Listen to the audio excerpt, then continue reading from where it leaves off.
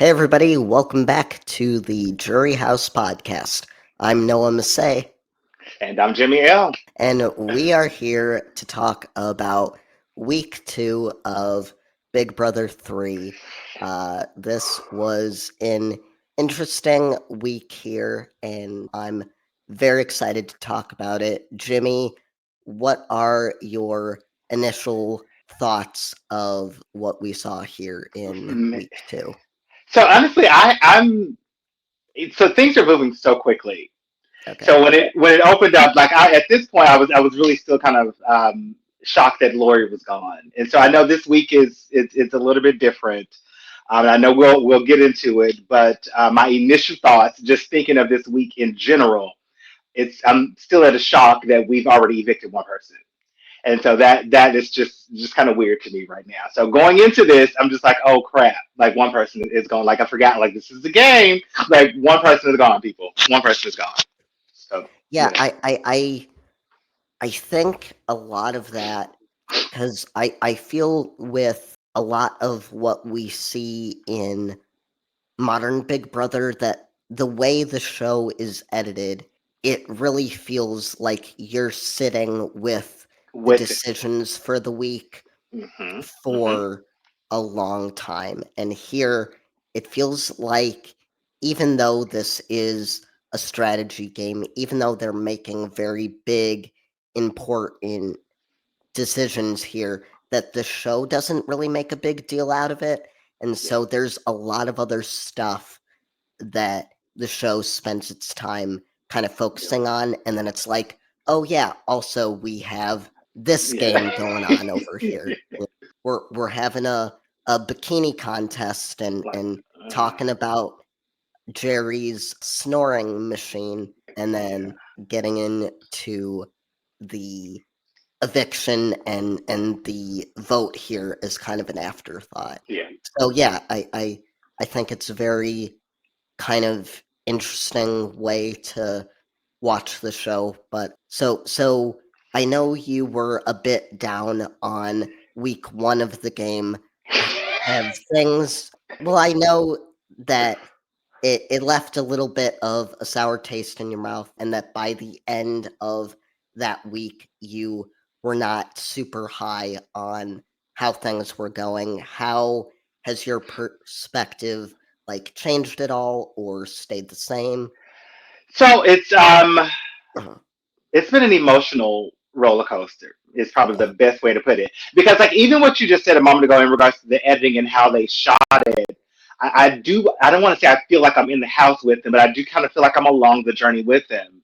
And so you start to kind of, to expect certain things from certain Mhm. people. You expect certain things and certain people to actually be there, and you just kind of expect certain things to kind of play out a certain way. And so looking at the overall game for this week, um, my initial thoughts still on Josh have not changed. Okay. Yeah. Like they have not changed whatsoever. But I enjoy what Big Brother's doing, and so it's still entertaining. That's good to hear. I think that one of the things that's interesting about this season, one of the things that really makes me love it is, a lot of times Big Brother kind of promotes itself as kind of like this summer camp kind of Yeah, thing. And I know a lot of times that kind of annoys the fans and it feels very really. superficial. I think in the modern age that a lot of people kind of because they don't want Big Brother to be a thing where people are there just to make friends and sit around and not play the game. Play the So game. I Yeah. think branding it as more of a summer camp than this super serious strategic game can kind of get on people's nerves. But I will say I with didn't Big know that. Brother 3 that I I do get that summer camp vibe, but it's like in the best way for Best me way. because like you said, you get to know these people and it Mhm. feels like a particular like summer experience that is just kind of special and just kind of cool because you do have these connections with these people that it feels like you're going to camp with I your agree. friends, you know. And also like this was before the whole social media blow up thing. And so I feel like everybody now is an influencer and everyone now has a hidden agenda that they're trying to push in regards to the people that are coming onto the show and they're coming with these fans or this platform or whatever versus here, like this looks like real people to me. Like you're not saying necessarily what you probably would say if you were around other people, like if you were in a larger organization, like you are saying these things because you're feeling like you're at home.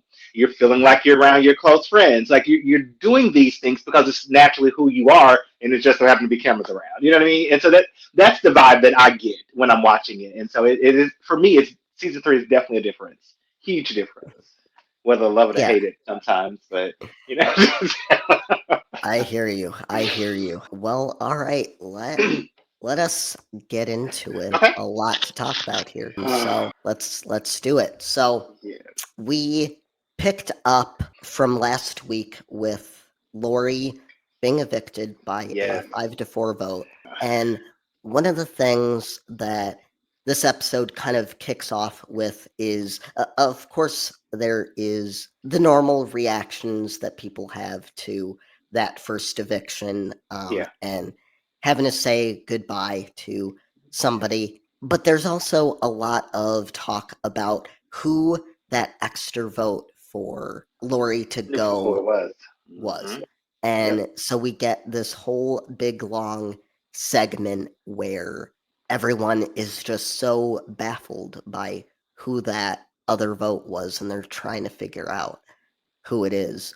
Yeah. I And mean, it was for me, I felt like, and I don't know if it was editing or not, but I mhm, feel like I know everybody was asking about it and thinking about it, but I feel like it was a huge ordeal for Amy. Like it was a reality check for Amy.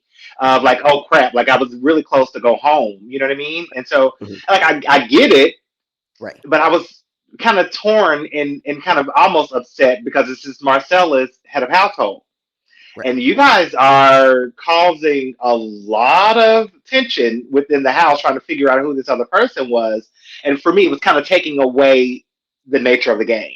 It was taken away from like, okay, this is the next week. Damn who's gone. Damn who did it. This is the next week you survived. Now you need to regroup. You know what I mean? Like get back to focus. And Yeah, it didn't happen. yeah. And I this is something we were talking about in the last episode was this whole idea that the idea of a social strategy game is very different to all of these people. It's new, and Yeah. so they're not Good point. thinking about the game in that way. And so I think, like you said, that this is kind of a wake up call for Amy because she's kind of having to reckon with the perception that the house has of Mm-hmm. her, which, if, nowadays, I mean, people kind of still have to reckon with that, but at the end of the day, it's a game, whereas right here, it's a much more kind of visceral thing to deal with. Yeah. Yeah. Agree. Yeah. Like it was just for me. Would you have done the same, like something similar, being in the house? Like, would you like had you been in Amy's position? Like, would you cause that much attention? No, No. no, Okay. Okay. uh, because it's like you said, it's not worth it. It's Yeah. just it's a new week, and so you just have to kind of worry about what you can do to rehab your image. I mean, you can certainly do the work to try to figure out who it was. You can still do that, and I do think you should do that. Yeah. I just don't think you should be pushing it as much, especially when your friend is the head of Is that household. head of household? Like, what the hell? It's just, yeah, Like, yeah, you're good, you're yeah, fine. Just yeah. just try to figure it out. But of course, we all know it was Josh and he admits it. I mean, that would be my But he number didn't. one. He didn't admit it to everyone, though. He No, he admitted it Okay. in the Okay. in the diary room. He In the admitted dark. it Yeah. to us. but if I'm Amy, like that's my first thought anyway, is that it's Josh. Like, Yeah. so I wouldn't even worry about it. But But he's been convincing the hell out of them.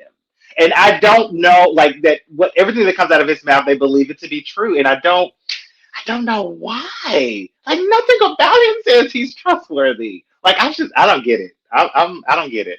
I want him out of the house so badly.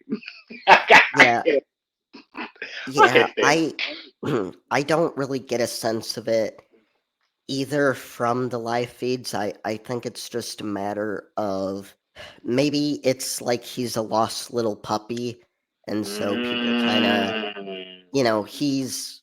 I think especially back then, even though he's really kind of a horn dog, that there was still kind of this like, oh, he's endearing, he's our Josh, so I think that might be playing into things a little bit there. Yeah, so after we get that segment, we get kind of our first thoughts into what Marcellus is thinking for the week. Danielle and Amy kind of corner him in the HOH room, and more so Danielle, I feel, is trying to kind of corner him there.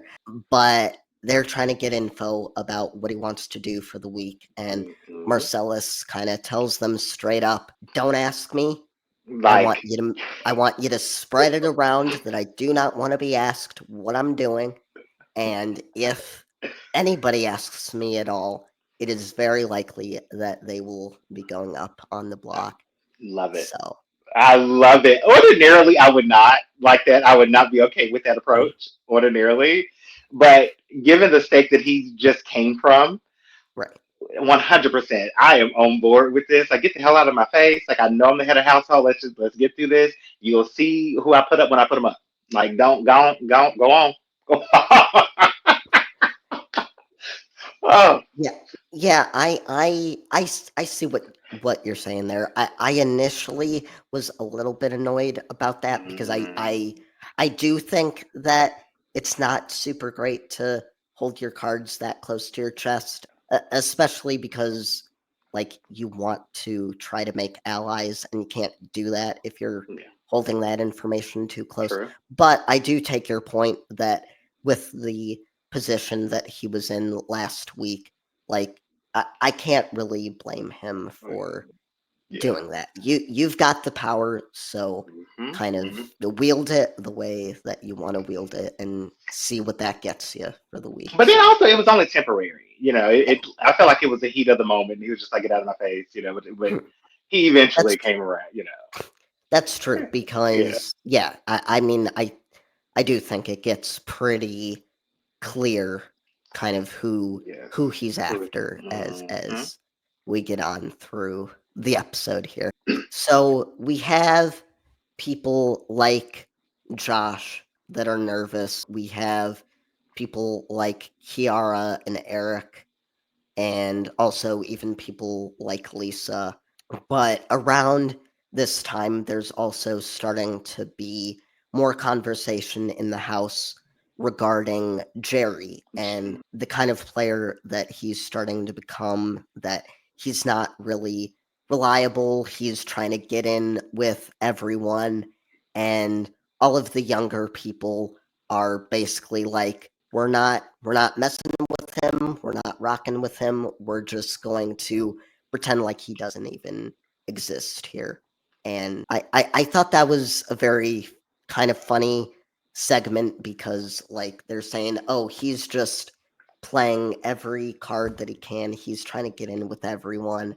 And yeah, So, so what was your take on what? that? Okay, I was going to ask you first, but okay. Oh, So, I'm indifferent. okay. I'm very indifferent about Jerry because I feel like that you play the game. Like Right, you have to be able to adapt. Everybody in the household is different, and you have to be able to adapt. I don't think it should be as obvious as right, he's making it out to be, but you have to be able to kind of adapt into those different social situations. But where I'm confused and stuck on, and again, maybe it's the editing piece, but I thought Marcellus was really down for Jerry. Like I really thought that he was really good and like connected with Jerry. But during this particular week, like you easily see that that is not the case. And so I'm like, did I miss something?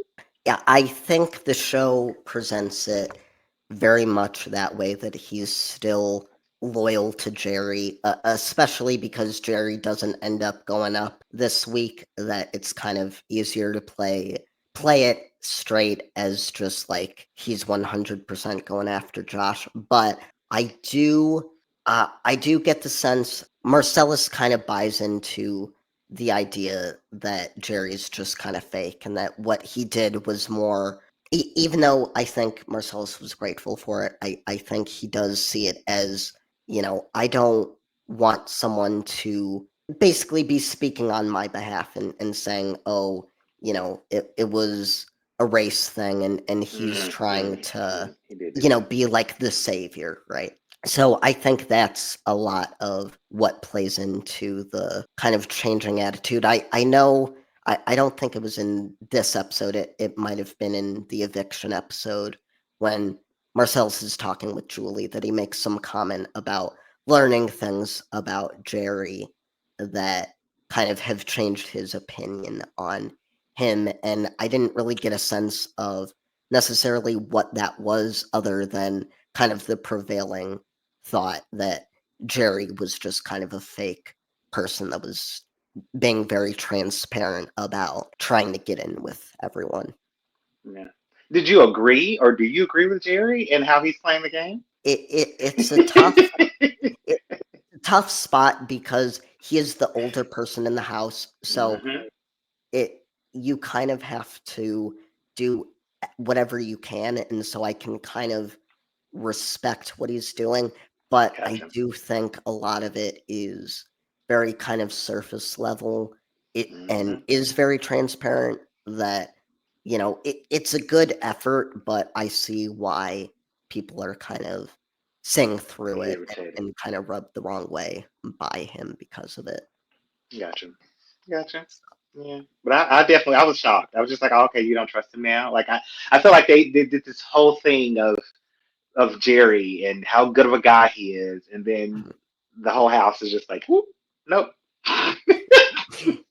Right, right. I think that the young people, like in his alliance, were definitely already kind of starting to phase him out pretty early on in Yeah. the beginning of last week. But I think that just their attitudes are soured with him as we go into the beginning of the second week here. Getting back to kind of the way that they edit things, I touched on this a little bit last episode, but we get a segment on one particular person. So in this case, this week, it's Jerry, where they're talking about how they don't trust him. And it's this big, long segment that goes on for a couple of minutes. And then Hmm. we go to a break just to come back to another segment about Jerry.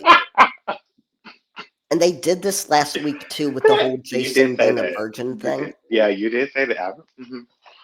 And I think it's such a weird editing choice. But they're It's still trying to figure themselves out. Like yeah, it is so apparent that they don't know what they're doing. I mean, it's almost comical. It's almost comical. But yeah, you're right.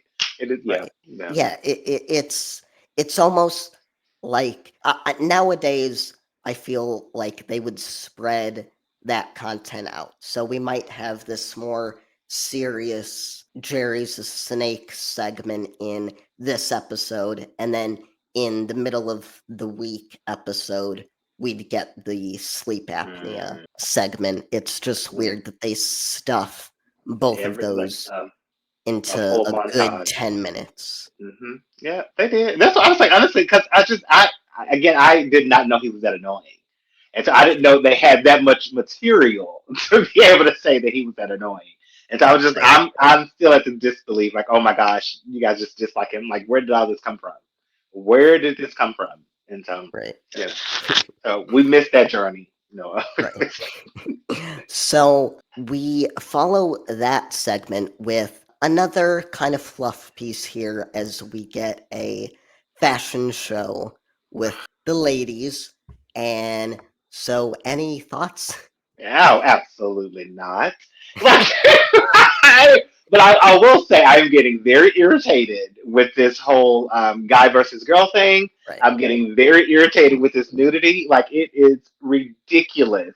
That it is just even though again I know that it was the times. Like right, I get it, I understand it. I just was never part of that crowd.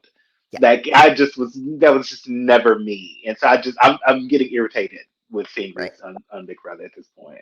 Like I got it. These are good looking people. They're very very thin, with the exception of Jerry. But they're very very thin. Like let's just put them all in bikinis for one episode and let's be done with it for this season. yeah. So when I said in the first episode that I can tie every single person in this season to like a particular moment or storyline, this is what I think about when I think about someone like Tonya Oh is yeah. is just like, this Mhm. trying to sell sex to the audience. It's fine. Yeah. Yeah, yeah. It's And even Jason, is just like this is just too much. Like this is too much for they could at least have a little bit more clothing on or something like that. right. I what I did like about this segment is because I remember hearing him say that, and I was like, oh, okay, that makes sense for me. That like this guy is not into that necessarily. Maybe is a little more conservative in Exactly. his views there. But I did really enjoy the fact that when the guys did their whole thing that he was still getting in on it. He Yeah, he he was did. having fun with it. I thought that, from a social perspective, I'm glad at least that he's not trying to remove himself from the house too Mhm. much. I mean, I don't want Good people point, to though. be doing things that make them feel uncomfortable, but I do like that he was, willing to go a little bit out of the comfort zone here. Yeah, So, that's a yeah, good point. That's a very good point. You're yeah. good point. Thankfully, we get the crowning of our Mr. and Mrs. Big Brother 3. We get Mhm. Kiara and Roddy, our rightful winners of this pageant here.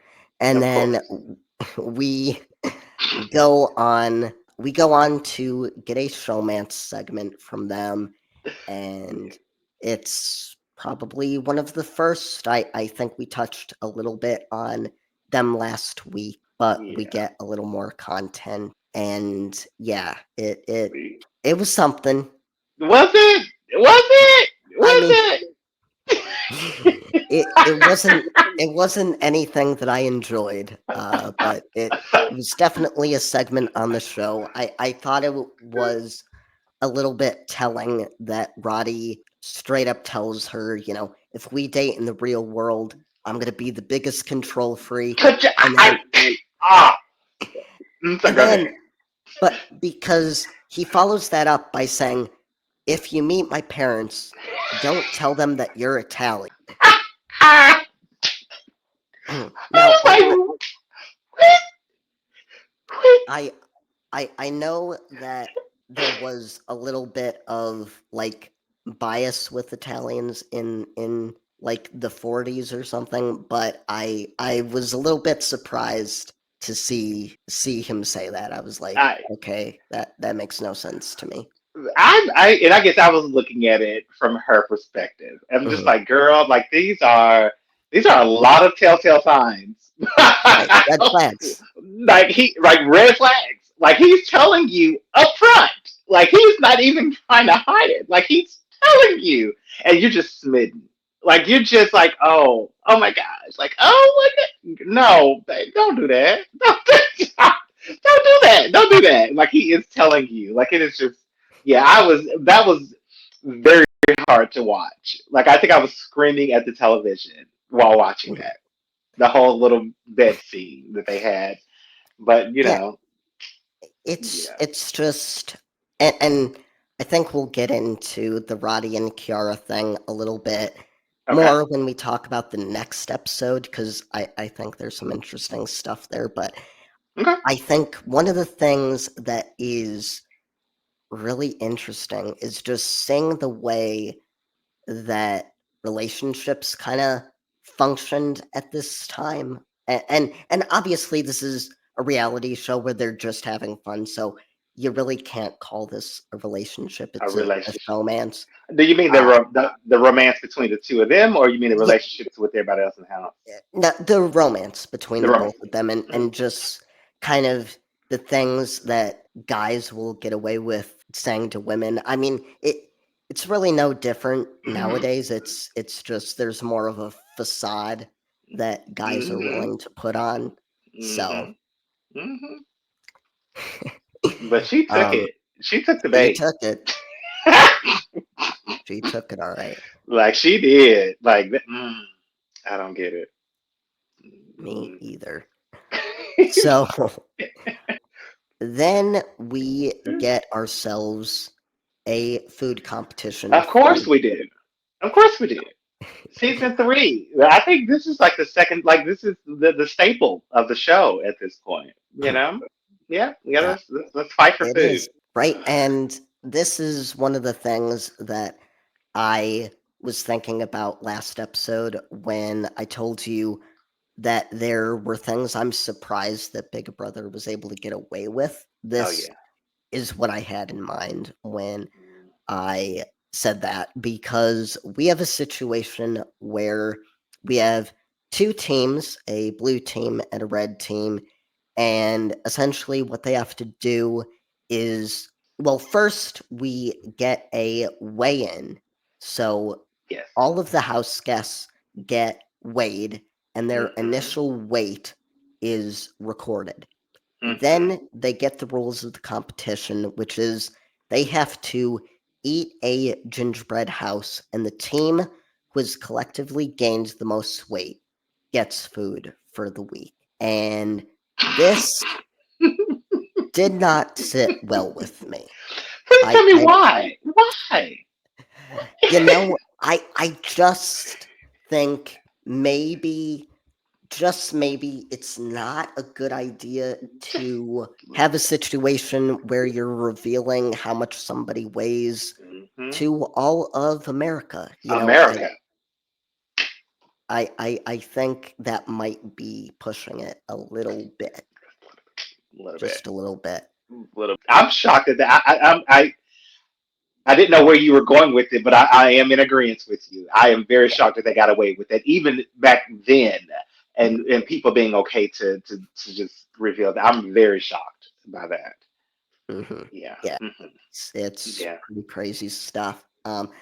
So, the competition is what it is. They have their hands tied behind their backs. They can only eat with their mouths. Hmm. And it's just basically a gluttony fest for like a good 8 minutes or so. What? And yeah, there's really nothing here for me other than the fact that I believe we get the red team wins. Yeah, yep, the red team wins, Mm-hmm. but then it is revealed that Josh has been disqualified because he Hmm. stuffed some of the food down his pants. So before that, right before that, he was in the diary room and he was I think he had called Jerry a fat bastard. I was like, this is so unnecessary. That was so unnecessary. I dislike him so much. Like I cannot express to you how much I dislike this man. Like just period. And so then when he got disqualified, I'm duh. Like this is of course that's a Josh thing to do. Like why wouldn't you? Like you should be. You know? So I yeah, I again I want him. Oh God. I want him gone.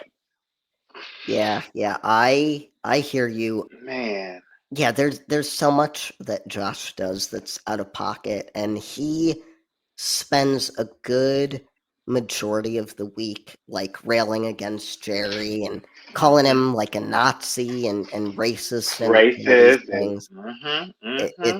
it's really not great. But despite the fact that he gets disqualified from this competition, the red team still wins by Yeah, about a pound. So I don't really care that he did this. I think it's just, you know, it's just another dick move that yeah, yeah. he makes, and I guess I'm glad that the rest of the team didn't get penalized for it. So Good point. Good point. But I feel like they still didn't. I don't know. I just wanted them to be a little bit more angry, like how Amy was about this extra vote. Like that's what you should have been doing about somebody that has, obviously no integrity, like right, zero. So yeah, yeah, yeah. No, I hear you. It's just another thing that kind of adds to the pile of grievances. So we can only hope that that pile gets big enough to kind of fall on top of just him and tumble. yeah, tumble him over. So following this competition, we have Marcellas and Amy that actually are talking about this display from Josh. They're upset with it. They're not happy about what he did. But then Josh comes into the HOH room and he basically gives his pitch for the week, which is, you know, put me and Jerry up, let the cards fall where Where they're they gonna may. fall. And he's like, if you spare me, I won't target you, even if it hurts me down the line. So what do you take from this campaign? Do you think there's anything there that holds any kind of weight? Hell no. From a Marcellus standpoint, I mean, I wouldn't dare. Like, he would go in one ear and out the other. Like, I want you gone.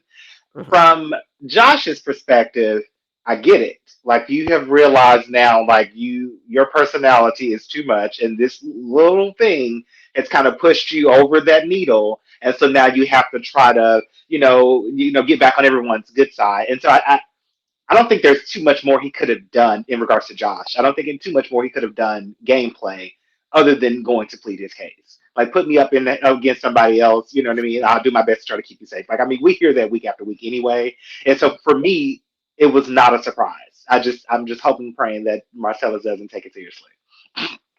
Right.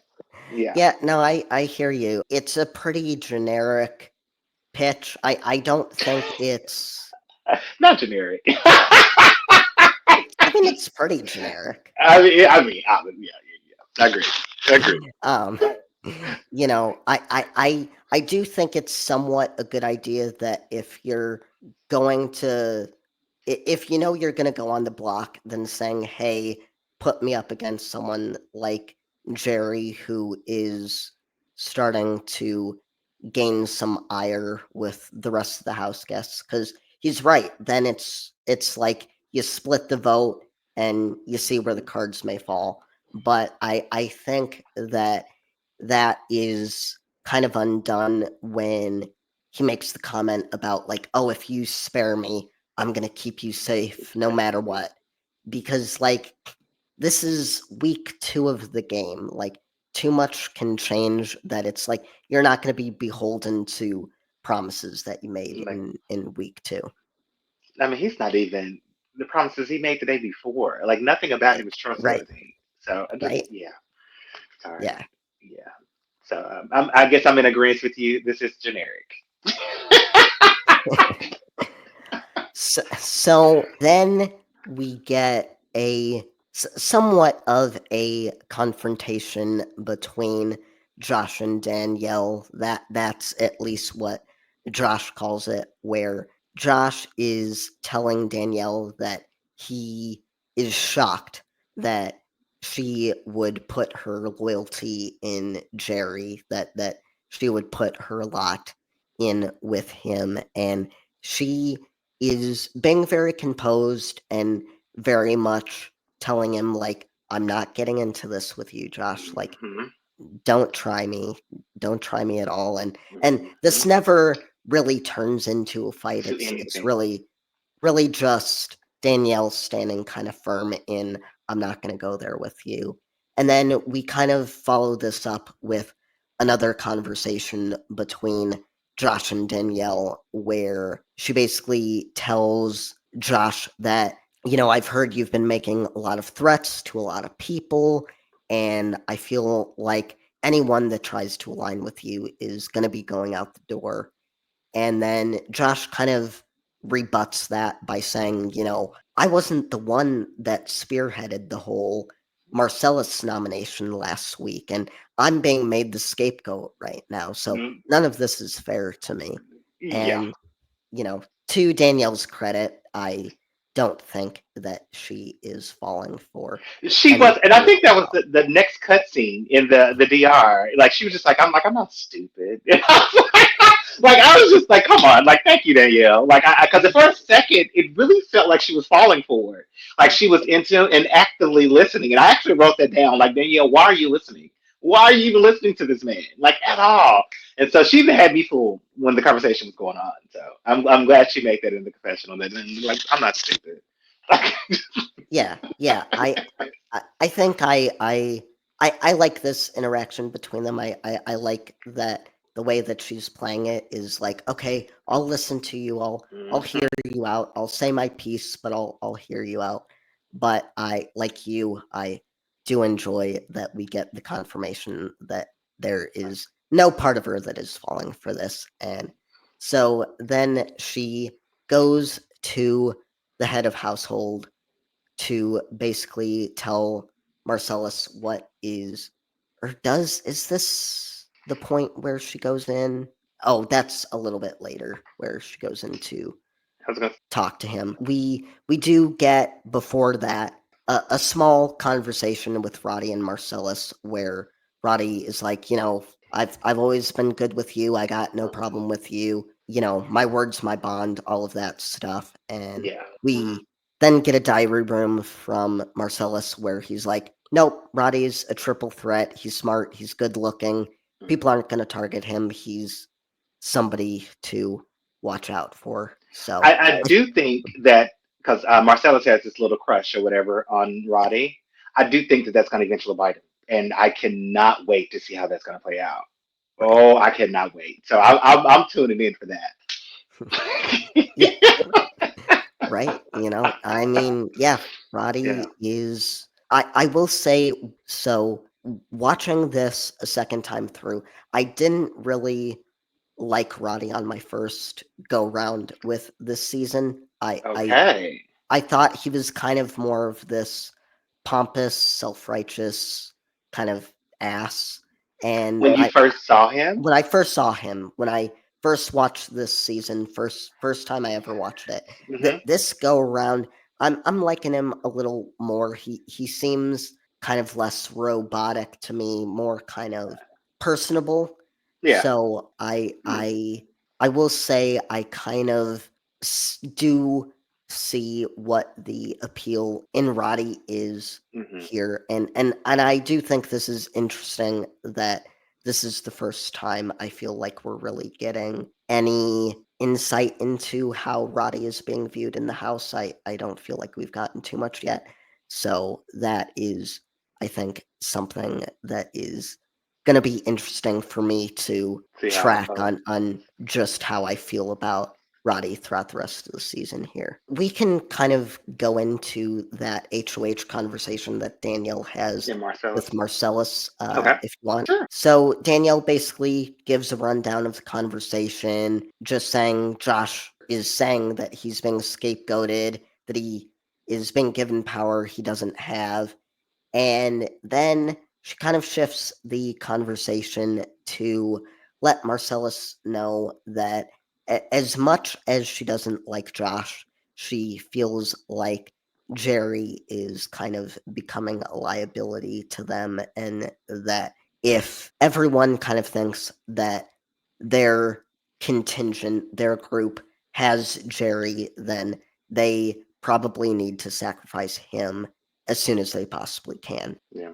So I will say, and I think later on, he even after the conversation, I know he even said like he really didn't trust her Right. after all of that, and I I don't understand her logic Mhm. behind getting rid of Jerry. The probability of him being head of household is slim. the probability of him continuing to win, competitions is relatively slim. Like, other than socially, if you Right. keep somebody like him in the house and take him as long as you possibly can, like, why not do that? If everybody's already disliking him and he's really not he's not a threat, he's not winning anything. So I'm like, I don't understand her logic of getting him out this early, other than the fact of an emotional attachment of wanting to get him. You know what I mean? Like, it does not make sense to me. Yeah, yeah, I can understand that viewpoint. I do wonder if there is some aspect of Danielle worrying about whether or not he is going to win HOH, not knowing what kind of competitions are coming up and whether or not there is going to be a chance for him to win one of Hmm. them. I do think that there might be kind of this idea that she doesn't really have Jerry as much as she wants to have him like on her side. So she kind of feels like, well, if you're not fully with me, then you're against me, and Yeah, against me. I gotta get you before you get me. But I do take your point that, somebody like Josh is gonna be a lot more likely to win an HOH. And so and he's a lot more flip floppy. So Mm-hmm. it's a situation where you're not he's not gonna be the wounded bird for long. Once he It, gets power, like it's he's gonna play the game the way he wants to play the game, and Yep, all bets are off. 100%. Yep. Like, he's a huge liability, like, Yeah. huge. So I don't get, I don't get. But I mean, I know during the conversation, I thought they had a discussion. I know, aside from Jerry, I thought there was a conversation in regards to them breaking up the six. Mhm. Oh, That yes. Yeah, there was a conversation where Marcellus kind of counters with not wanting to go after Jerry because of what Jerry did for him last week, and he's like, I can't go after him that publicly. Mhm. And he's like, right now my goal is to break up the six, and so no matter what, one of the six of them It has to. has to go. Yep. And we'll worry about Jerry at another time. So we follow that up with a nomination ceremony. Yes, We of course. are at the Great. end of the Just a wonderful ceremony. Yeah. so Nothing needs to change about it. I still really love the key I wheel, know. I know.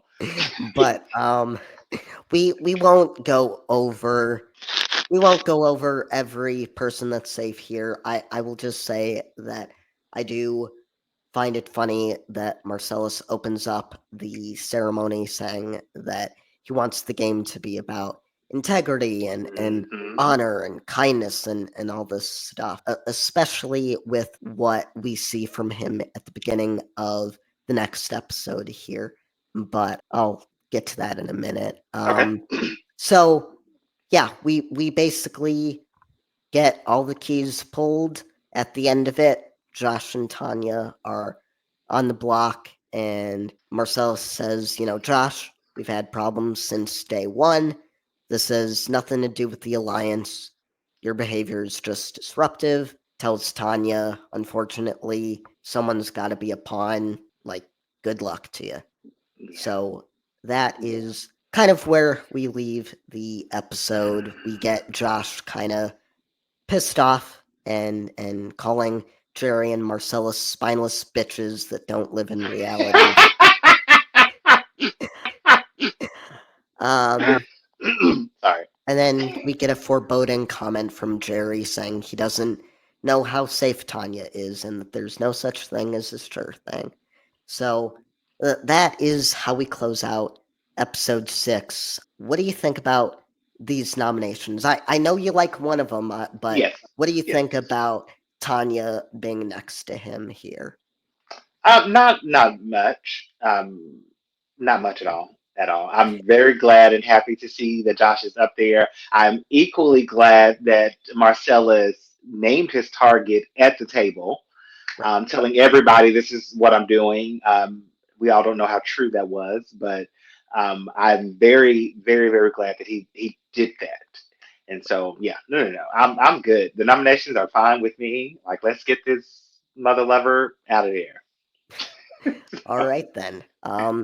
Yeah, I think the nominations are fine. I do think, even though I think there might have been stronger picks here, I do at least like that he puts up two people that he doesn't care which one of them goes, Yeah, because so many times people will put up someone that they don't really want to go, and or a couple of people that they don't want to go, and then they'll be screwed at the end of the week. So at least this way, someone that he doesn't care about goes. yeah, So yeah, yeah. then I guess we can get into episode 7 here. Moving Okay, right along. day 14. So we open the episode with a conversation between Jerry and Marcellus, and Jerry is doing his thing. He's commending Marcellus for the choice he made. He's saying, you did real good. You sounded so eloquent. You sounded so butch and manly, and Mhm. and so This is he, where Jerry lost me yeah, right here because it was unnecessary. yep.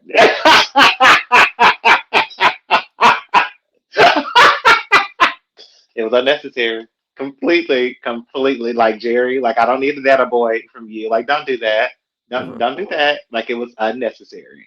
So yeah, I don't know if it's his age that's making him feel that he needs to do this. I don't know. I don't know. Or maybe he's just unsure about how he is perceived in the house. I don't know. But to do it in any setting, unless this person has actively asked you, like don't do that. Don't do that. Yeah, sorry. It was butch and a masculine thing to do. What the what? Sorry, I took offense. It's oh, I hear you. Yeah, It's very condescending. Don't tell anybody like, oh, you spoke so so much. eloquently. Like, shut up. Like,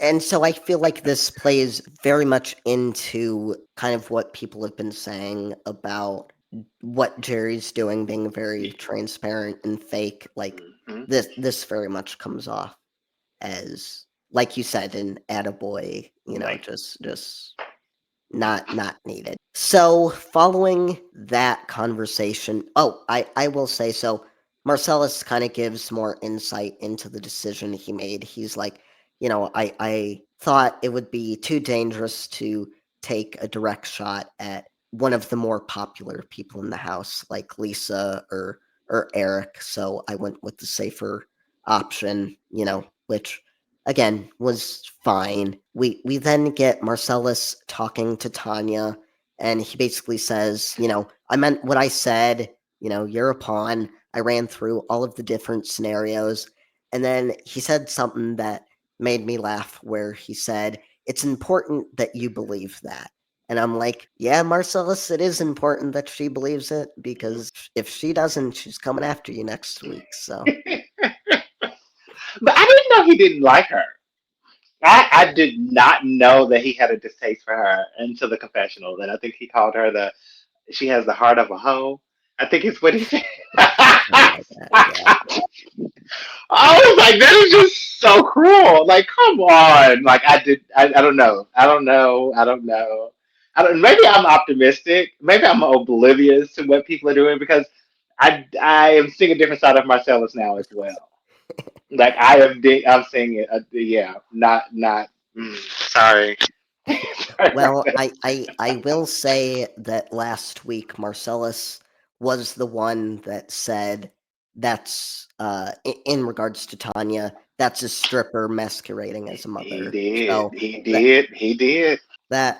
that was a little bit of foreshadowing there, and I do think from the live feeds as we go on through the week that this I feel like the sentiment right from the beginning was always that people didn't really like Tanya, Mhm. but then they really start kind of piling on her throughout the week, where they just think she's this trashy mother that like leaves her husband with kids to go out partying, and there's a lot of things that are not very nice that are said, not to her face, but saying things Yeah. behind people's backs is really not great either. So, But also know like this week, and I think even some bit of next. So I know this week, like we saw more of Tanya, right, and so um, I mm,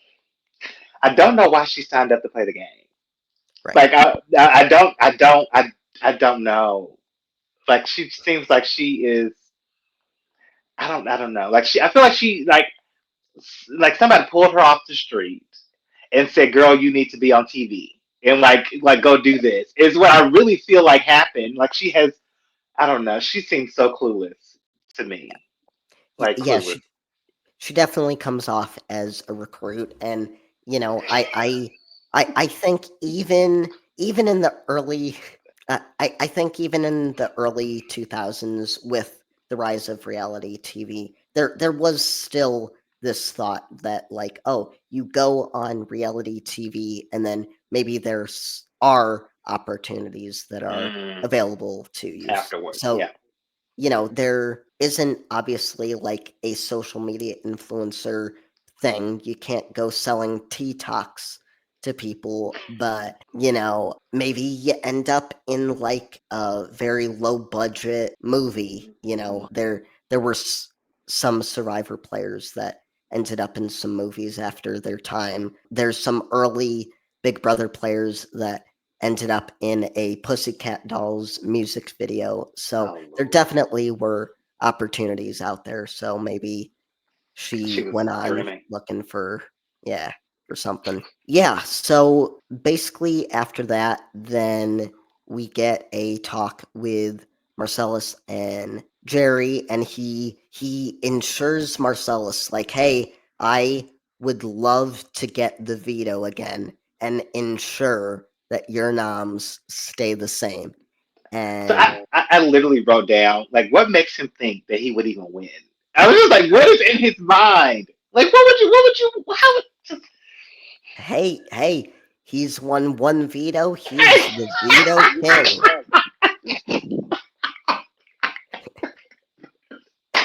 That was my chance. Okay, that was my chance. That was my chance.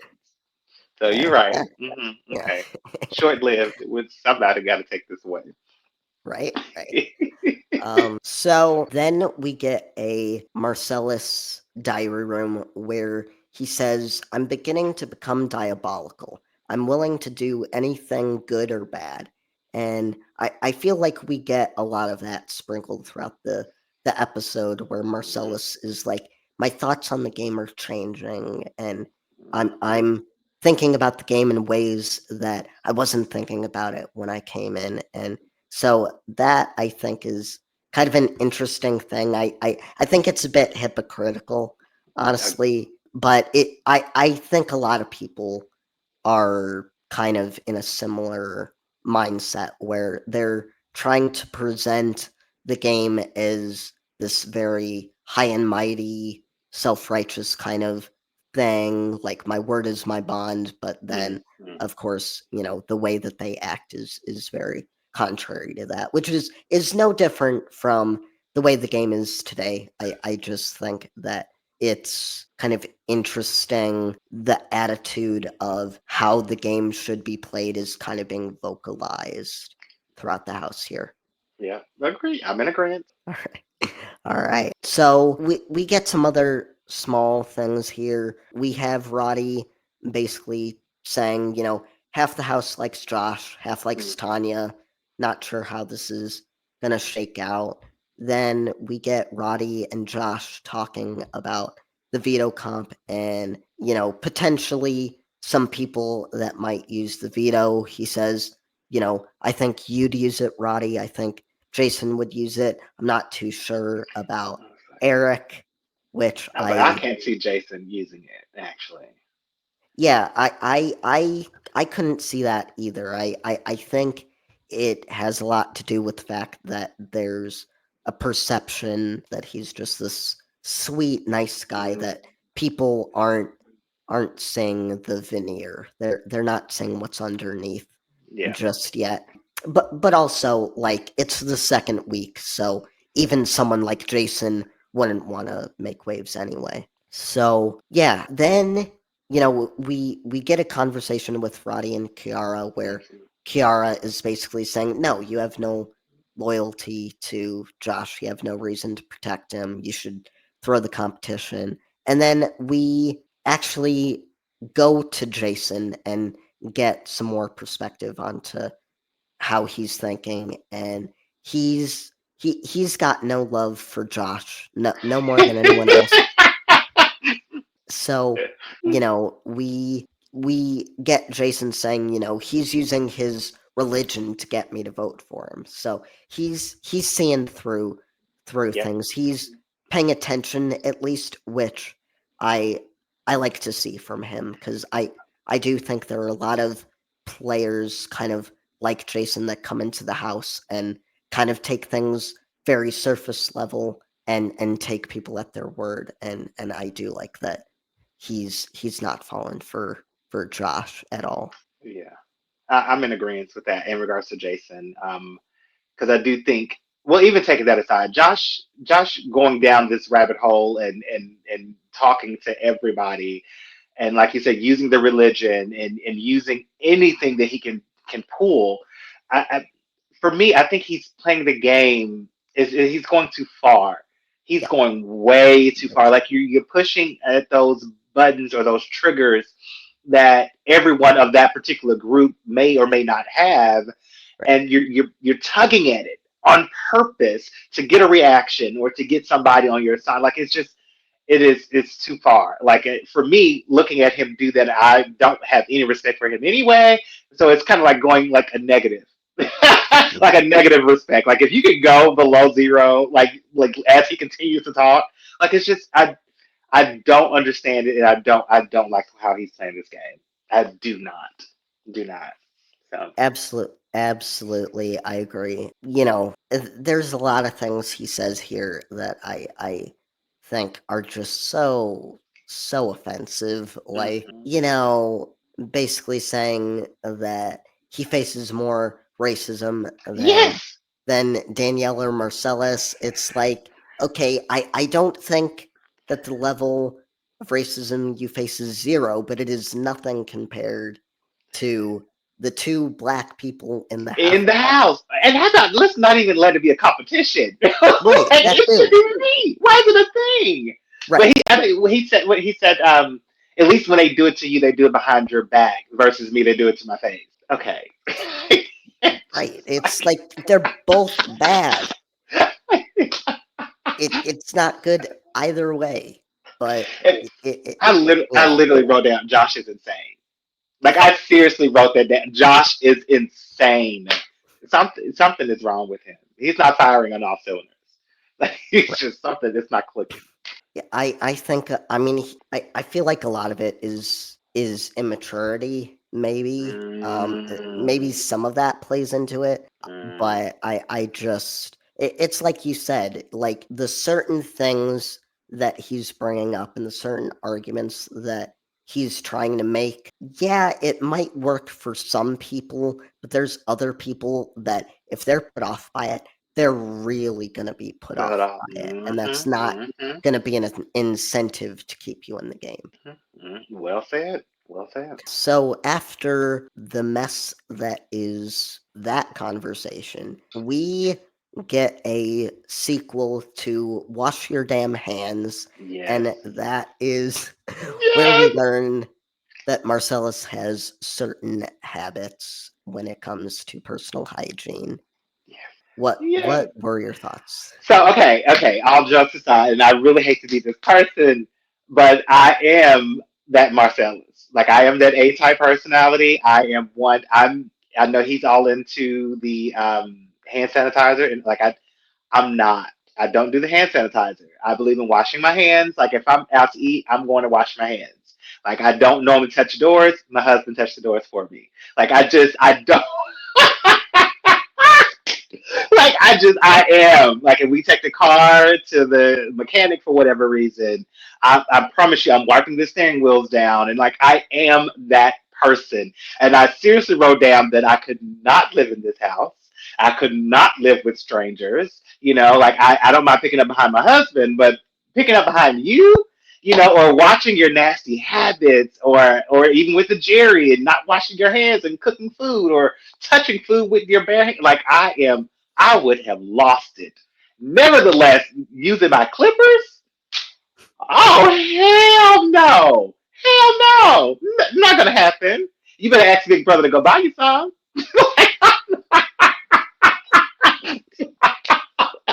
So I'm sorry. No, sir. No, sorry. So, so you and I are the same person. Okay, okay. Whew, you had me scared for a second. You had me scared. No, oh God, no, no. Oh man. So, I like you. I do not use hand sanitizer because I just don't like the way it feels. And I've And have you heard washed your hands afterwards? right, Like, have you like to see all the dirt and everything that comes off? yeah. Like, I'm sorry, my bad, sir. Yeah. So typically, what I do is like if I'm out, thankfully, like I don't have to open doors. People always open doors for me. So, for those that have not been able to figure it out, I'm disabled. I'm in a wheelchair, so I just get a lot of people to open doors for me, and it's great. But, but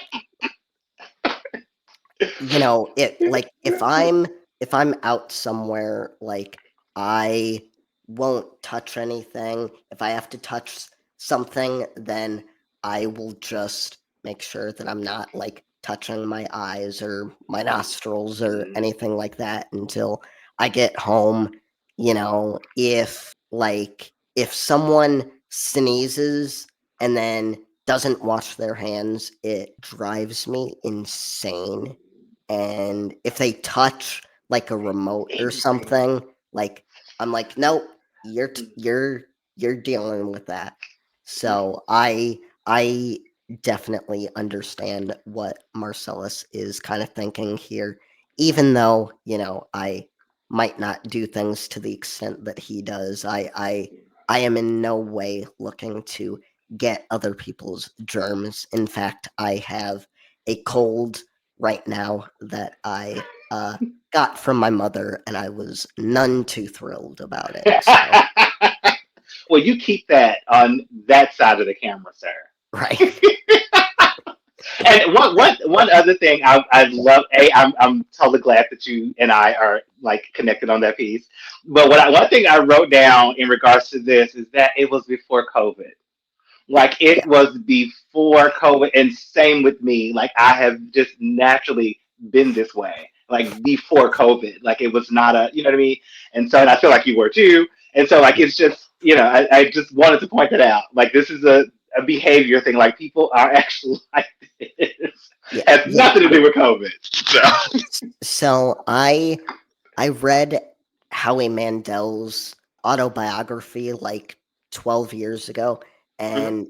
and he deals with OCD, which I don't think that I do, at least. But when I read his book, I was like, you know what? I think he has a point about some of this stuff and some of the germy ways that people live their lives, and maybe it's a good idea for me to wash my hands a little bit more. So so I've been very aware kind of my surroundings since then, and even more so since the pandemic began. So I am living for this kind of content here. I feel represented, There we go. There we go. I love that. right? Yeah, so basically from there go into our veto competition. Yes. I don't know how much in the weeds you want to get into this competition, but we can at least describe it. Okay. I was gonna You say I know, didn't do a lot of notes on it. I was definitely taken back by the this dining room table thing. Like, has that in any other season? Like, educate me. Any other season, have they ever done a competition at the dining room table? I don't think so. I know in Big Brother 8 they did the final head of household competition in the like living room area where they do like the nominations and Mm-hmm. all of Mm-hmm. that. Mm-hmm. But I don't think that we've had one like this. I'm trying to remember, but I think this was a pretty unique competition that they don't Yeah. necessarily revisit, Good. even in the earlier seasons. Good. Good. I'm sorry. I Um, didn't mean to interrupt. no, you're good. You're all good. Just took me by So surprise. basically what the competition is here is they're all sitting around the table. They've each got a box that may or may not contain the veto. And basically, what they have to do is make deals to acquire other people's boxes. Right. And by the end of the competition, if you have more boxes, that is more of a chance that you have a box that has the veto in it. And so I like this competition. Oh my gosh. I Oh I don't I don't no like way. how long it went on. No way. And I but had high I don't hopes for you. Like I was rooting for you. I'm sorry. We were rooting for you. I know the meme. I'm cool. Go ahead.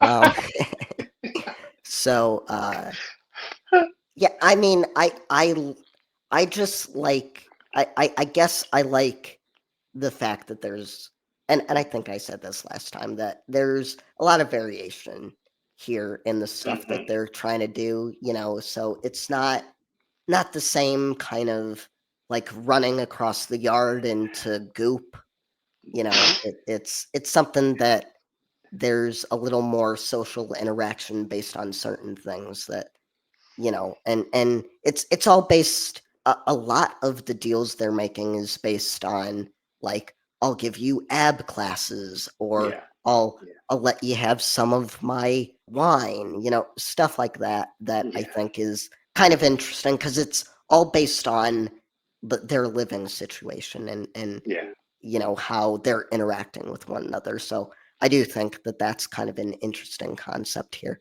But we won't go through every deal that is made here. We'll Okay. just kind of end with the result that Danielle wins the power of veto. She was gunning for this thing. Yeah. I So don't know why. I don't know why, but yeah. yeah, I don't know why either, but she gets it, so Mm. she now has the power to do whatever she wants with it. I will praise her a little bit for at least wanting at least doing something that is active in the game in these early weeks. But like we already kind of said, the decision she wants to make is probably not a very good one. So it's kind of a moot point there. You mean But the decision to take off Josh, or are you talking about right, to yeah, yeah, yeah, that one. yeah, okay. Yeah. Yeah. Yeah. Yeah, yeah. So again, we get the conversation with Danielle and Marcellas. There's nothing too new here. She does kind of elaborate more on what she's feeling, and she says, if Jerry goes on the block at any point, he's gonna be gone pretty fast. If Josh stays in the game, he's likely to stay in the game longer, and maybe there's a chance that he'll be loyal to us. And, this, again, we've kind of talked about why that's kind of an erroneous line of thinking there. It's one that Marcellus really isn't buying too much, but he tells her, I'll do it if you're willing to spare Tonya. And he kind of ends that conversation by letting her know, like, hey, if Like don't if you're doing something here, if you're trying to play me, then like I will come after I'm you. coming after you. Yep. Like I'm glad he said it. I'm so glad he said it to her face and not necessarily in the confessional because like she needed to hear it. We as the viewers needed to hear him say that. Like we are playing a game here and I'm gonna trust you, so don't BS me in this moment. Yeah, I agree because yeah, there's a lot of times that people have certain thoughts about things and they leave them unsaid, and then that just creates a situation that is very bad for them when and have to be that way. So, yes, good on Marcellas for that. So, we now get our second showmance segment. Is that what this is? Is that what this? Okay. It, Okay. well, it involves a showmance. Okay. I don't know that there's much mancing going on here, um, but Something's going on. yeah, yeah. So basically, the gist of it is that Amy is getting between Roddy and Kiara. Hmm. Kiara's very upset about that. Roddy is well aware that she's Well upset about it. aware. Uh huh. And Hmm. what does this stupid fool do? He goes over and he kisses Amy, Hmm. and then he goes It over to Kiara to let her know no, what he that he just did. did. What is this? What it, this is an insight of what your life is going to be like outside of Big Brother. It's like he's Yes. telling you up front. And yeah, yeah. I just also, I mean, I know, like you know, you're not supposed to go after the other woman, but people like Amy, I know people like Amy. You're doing it because he's quote unquote off limits. You're doing it for the attention, and you really don't even like him. You really don't even like him. You just dislike her so much that you want to prove that you can get into his head and in between their whatever is ship this is. You know, like it's for me. Amy is she's getting down there with Josh. Plummeting. Yeah. Yeah. It's wild to me. I agree with you. Again, this is just another red flag that we get here that Yeah. Kiara should be seeing, and I think she's I don't want to blame her in this situation because this isn't her fault, but she's playing into it a little bit too, like this kind of high school drama thing here, you know. But yeah, Amy is very much similar to Tonya. Like she's not here to play the game. She is here to hook up. She is Mhm. here to have like a summer beach experience, right? Mhm. So Mhm. Mhm. this is just something that is all around just three toxic people that are just it's not good. And you know, this leads into a segment where Marcellus tries to mediate between the two of them, Yeah. and they're just being very fake with each other, like, So oh, I don't have any problem with you, and like, oh my god, no, I, I don't want this me drama either. Like, like we don't need that on top of the game. And it's like neither of you care about the game. You care about doing whatever this is, and it's just high school BS that exactly. you know Mhm. it's interesting to watch young people, you know, as a young person getting to kind of see the way that young people act. It kind of it is interesting, a little bit of insight there. So I'm glad you said it is high school stuff. I don't think I could have said that any better. Like, cause that's what it is. Yep. Hmm. yeah, so nothing else to see there. So we get that followed up with a America's Choice. This is something I will say that Big Brother did a lot in the early seasons where I mean we get this in the newer seasons as well, but usually it's voting on some kind of power to give to a house guest. But here it is usually about like get a phone call from home, or in this case, get a piece of exercise equipment for the house, which leads to another competition, which we don't have to really get into. They get put in some hamster balls and Hmm. they play like human bowling, and It's just another way to waste time. And so, yeah, so then we end up with a situation where basically Danielle wins. She chooses an elliptical, and there you have it. I will say I wrote down that Danielle is very competitive, and I know I said it on the last episode, but like it's coming out more and more for me in regards to Danielle. Like she's like I know I don't like Josh. Don't get me wrong, and I do not want him to stay in the house, and I don't like how he's playing the game. But I feel like she is almost a female version of Josh. Oh, She wow. just she is she is able to do it more effectively is what I think is the best way to put it. But I think she is very competitive, and it's not even about the relationship or the competition. It doesn't matter what the competition is. She just wants to win, and she's going to do whatever it takes to do that. And I really think she's knocking on Josh's heels in regards to being competitive and just simply wanting to win. Like, and I get it. Everybody's there and everybody want to win. Got it. So y'all out there, don't beat me up. Yep, I get it. Everybody wants to win, but this one, Danielle is mm-mm. like I mm-mm.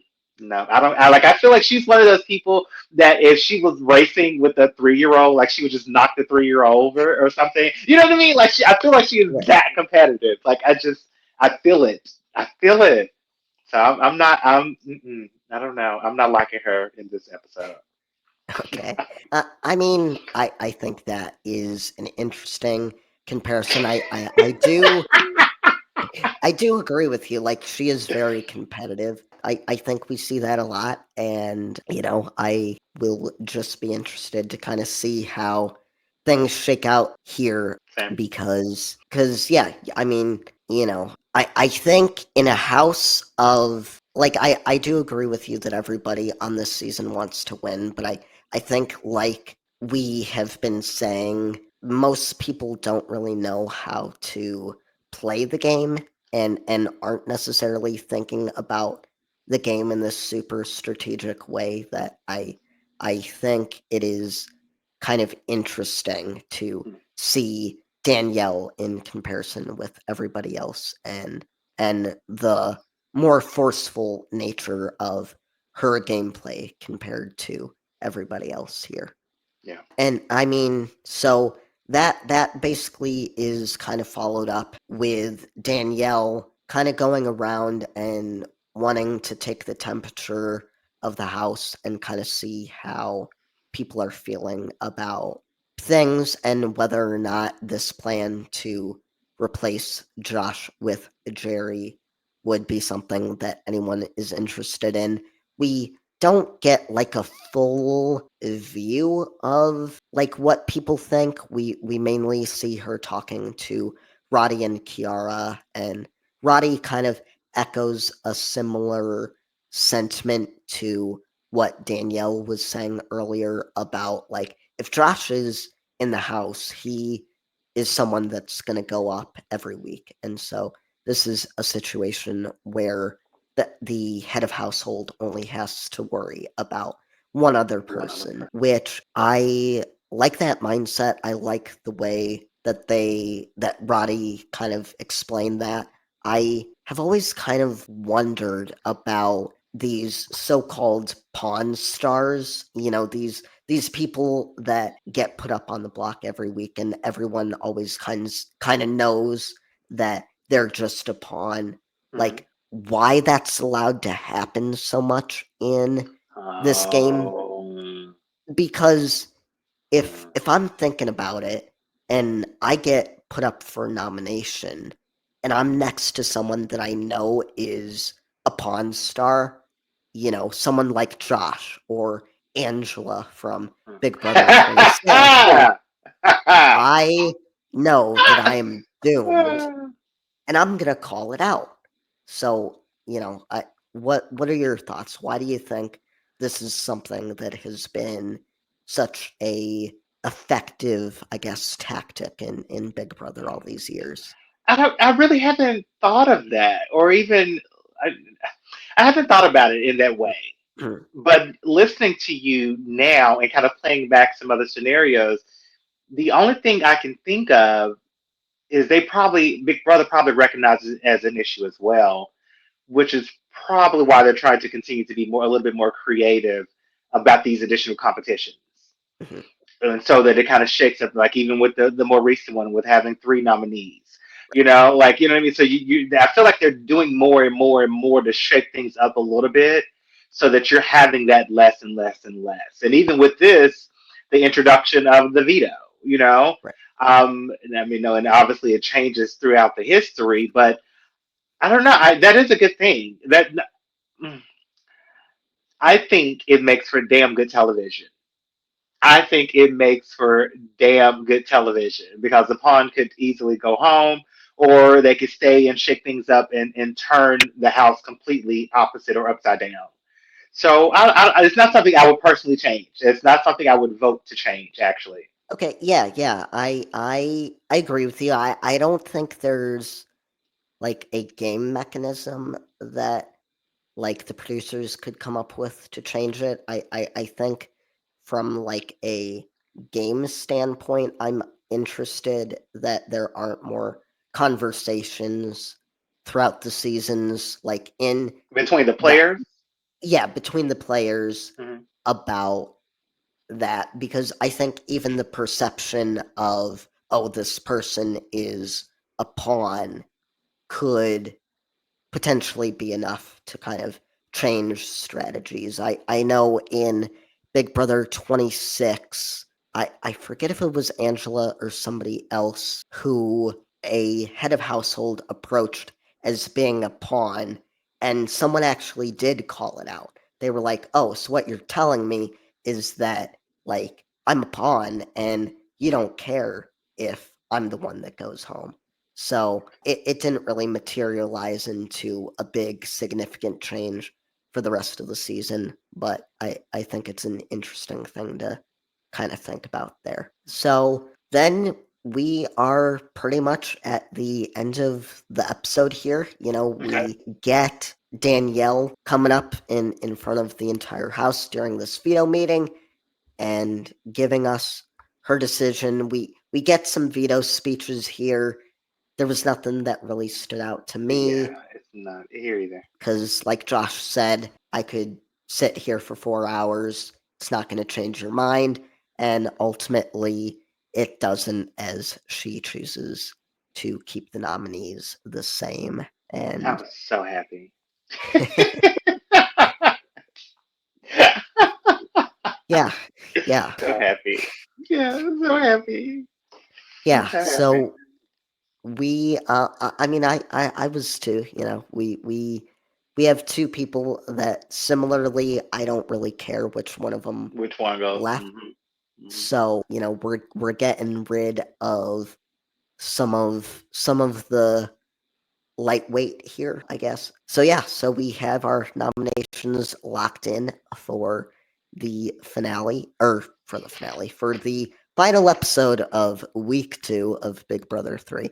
So if there is nothing else that you want to say about One this thing episode, okay. quickly then, because Yep. after that, and she chose to not use the power veto, there was a Mhm. conversation between Danielle and Josh, an Oh emotional yeah. Yep.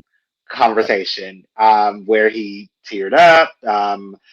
She, like, and even Danielle, I think he teared up, but I know Danielle was strongly apologizing for not using the power Mhm. veto. And so Right. I was like, wait a second. Oh, yeah, he did tear up. He did tear up. He was getting very sensitive about whatever was going on. It was just like, okay, now I have a real shot of going home. And so I was like, okay, I, he had me for a second. Right. Oh, he had me for a second. Oh, Right. he had me for a second. And I think continuing on to the next episode as to yeah.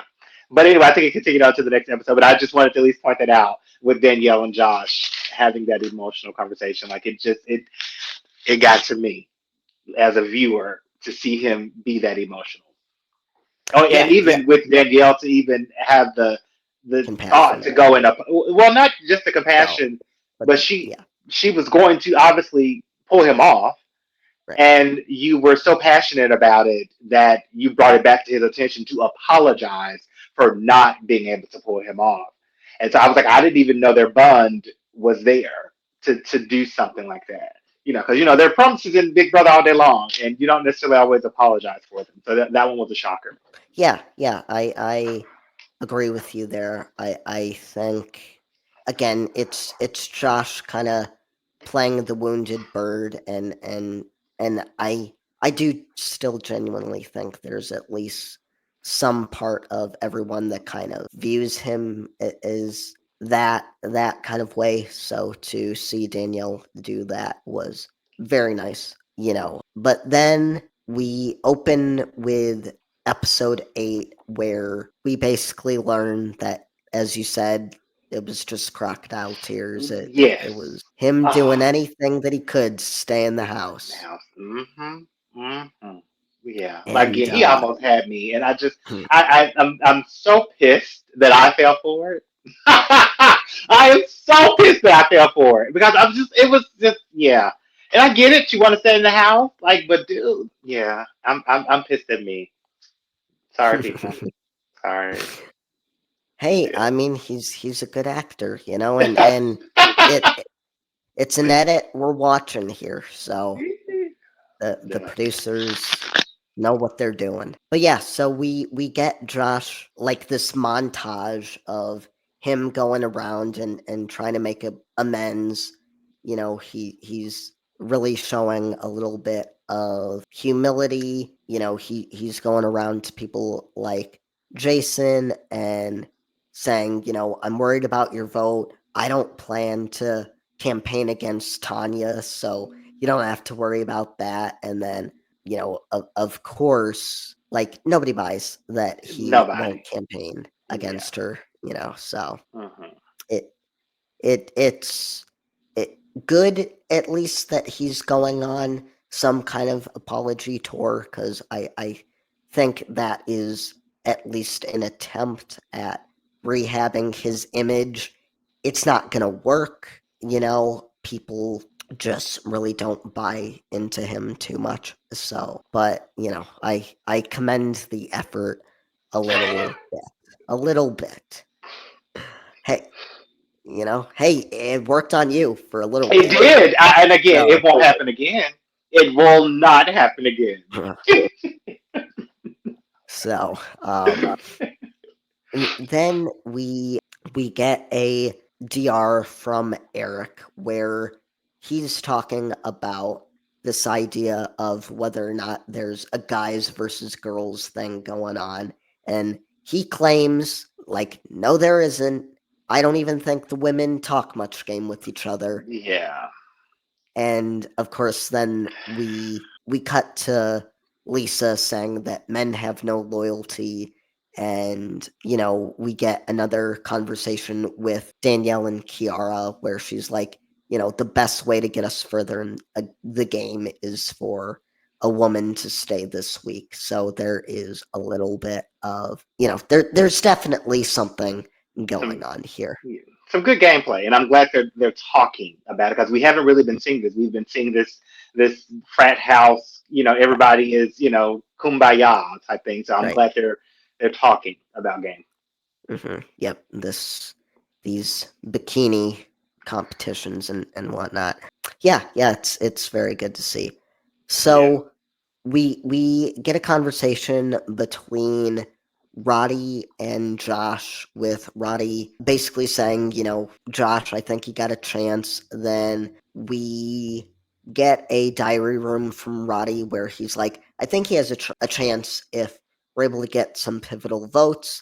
He doesn't Hmm. really know whether or not Jason is gonna vote with them, and he feels, I think, like Jason has kind of been on the outside, so he kind Hmm. of extends an olive branch to him, and so I thought that was kind of nice a little bit. I don't necessarily know whether or not Jason is really with them. I don't think he's I with. was gonna say I don't think so, and I'm glad because even after the conversation with Roddy, he immediately goes to talk to Ja- Danielle about it. Danielle. Yeah. So I was like, Mhm. to basically tell her the plan of what was just discussed. And so I don't think he is buying into it. I'm glad that I am enjoying watching the way Jason is playing the game. And Mhm. and I feel almost like that is probably why he is not getting as much screen time, Mhm. is what I personally feel. And I'm sure that it's coming. I'm sure something is going to come up. I'm sure. But I love how he's playing it. He's obviously, I would agree, he's probably on the outskirts, on the outs of everybody, but I think he's playing as honest of a game that he possibly can. And I think he's in alignment with Danielle and not necessarily everyone else. So, Right. yeah. Yeah, I would agree with that. And yeah, I agree that I like the way that he's playing the game. He's saying it as a game, and he's knowing not to take people at their word, like we said earlier. Yep, And he said it. he's a sponge. Mm, He's taking in all of the information, and then he's just wringing it out.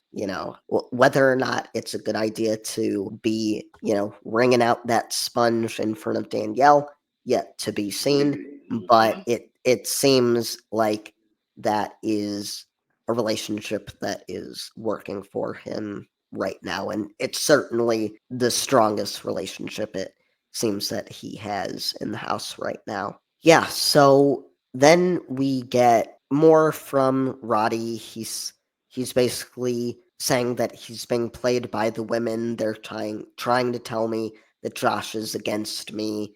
Josh is denying it, and then he goes to confront Kiara, who denies throwing him under the bus. And then Roddy and Kiara talk where Roddy is saying, I feel like if Josh wins next week, I'm going up next to Eric. Kiara thinks she would be up next to Roddy. So he makes the comment that this is the first time I've considered changing my vote because Josh is overplaying here. And it's interesting that that is followed by Josh saying, Roddy is the only one I trust in this game. So it's very interesting to see how two different perspectives can exist in the house. Yeah, but I feel like Josh must go. I really want him gone. I promise, I want him gone. I just don't understand. I don't understand what the Hmm. debate is. I just don't. I hear you. I hear you.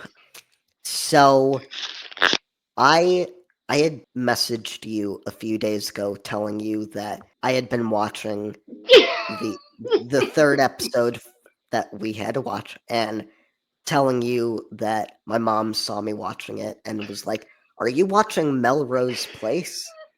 And of course, that is because the scene that I was watching was the fight between Tonya and Amy Hmm. over the wine. Yeah, yeah, yeah.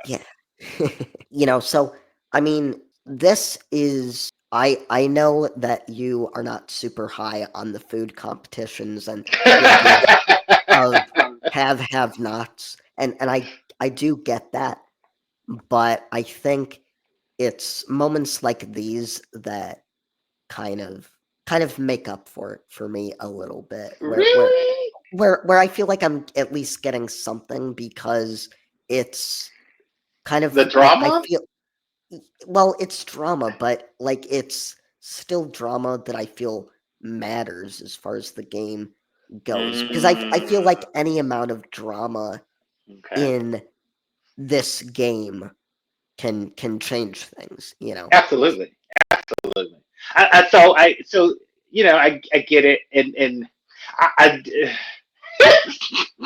I feel like something else is going on between Tanya and Amy because, like, why would you? Because obviously Amy is consistently drinking, and it's becoming a huge problem for Tanya, and I get it, but there's had to have been something else transpiring that I feel like I didn't see that would have told Tanya, let me speak up, let me yell out against Amy, let me say this. Like there had to have been some negative something, and and even if there was a brawl behind the scenes and I never saw it, Tanya, if your ass is on the block, shut the hell up. Like I wouldn't be fighting with anybody, and I'm sitting on the block, and you guys hadn't voted. Like I'm just not gonna do that, and so I don't understand. I don't understand this argument. I don't understand why Tanya is. I literally wrote down that it's stupid. Like Tanya, like you're freaking stupid right now. Like shut up. And so yeah, yeah. So I hear you. I know you like the drama of this and how it's playing out, but I don't get it. I don't get it, Noah.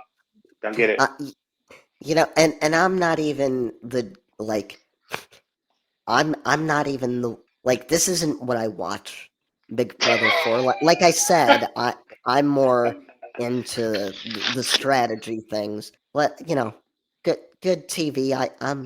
I'm able to recognize when a good moment's kind of happening here. I think this was foreshadowed a little bit in actually in the situation with Amy and Kiara because after that whole little conversation that Amy and Kiara have, Kiara goes back and recounts it to the women, and Tonya makes a comment about, I hope she never asks me what I think of her because I'll let her know. Mm, And so I mm, think there's not much else from the live feeds that I saw other than, two people that don't have high opinions of each other and then this drama kind of starts and I do think Amy was getting a reputation for being someone that is constantly like drinking the wine or the cheese. I think we saw something in the early episodes from the last week mhm. where people were kind of commenting about like the first thing that Amy goes for is the wine. The And, one. Mhm. like there's other people in the house. We only have a finite amount of this stuff for the week. So I do feel like that contributed a lot to it, combined with the fact that you've got two pretty fiery personalities here in Very. Amy and Tanya. Great. Well. So basically after that we cut to the studio and we get Julie Chen here and she has a little conversation with the house guests. It's nothing too crazy here. She asks Kiara about, what's the mood of the house with, a few of you on your sixth day of PB&J, Yes. Amy, what's it like to cook for the others that are able to eat? So I had actually forgotten that they were on the PB and J. I had Oh, yeah. forgotten. I had completely forgotten. Yep, the good old PB&J diet. I'm surprised that they were able to get away with it for so long considering that peanut butter is such a like prevalent allergy. Oh Um yeah, I guess you're right. Yeah. Yeah, I just Uh, don't think that like cuz I hmm. feel like I've even heard like the more like if you don't have a peanut allergy but like you eat a lot of peanut butter and jelly that the overexposure of it can give you an allergy. So I am interested that this is kind of the choice they made, but I would much rather be on the PB&J diet rather than the Big Brother slop. So, Oh yes. Yeah. Oh yeah. I mean, yeah. I thought you were gonna say the Janky World when they were doing the pizza and ice cream. oh my god, I was like, yeah. I That's where would I thought you never. were going. No, I would never eat pizza again, and I I, love pizza. I So, love pizza too. Like, I mean, if it was all different types of, yeah. But I love. I'm with you. I probably would be okay, but I'm not the biggest fan of the PB and J.